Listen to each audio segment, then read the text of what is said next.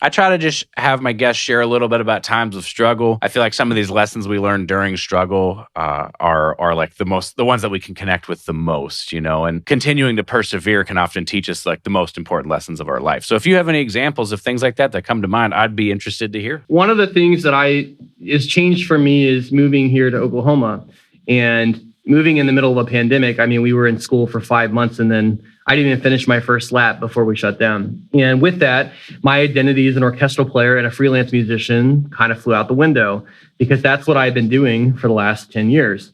And so for me, it was, well, what's next? What do I do? Where's my career at this point? What should I be doing?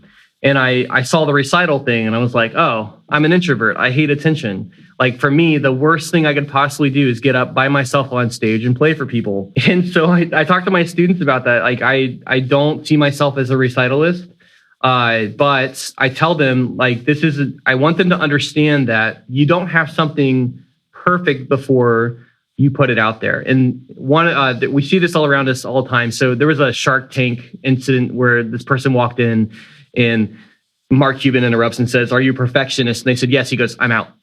He's like, "You'll never get your product perfect enough to release. And so you'll be held back by that and you'll never get there."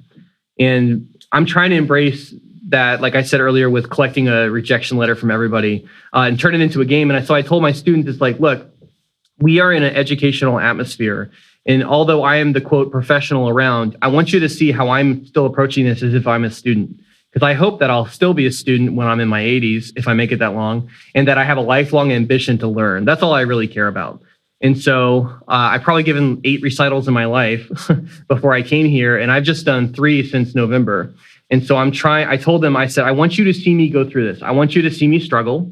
I want you to see that I'm not always putting out my most refined, polished product, but that you see that recital to recital that you can see improvement, or that we can talk about the things that you see.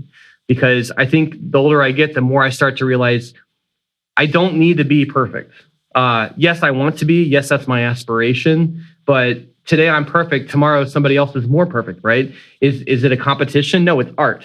Everybody gets a seat at the table if you have something good to say.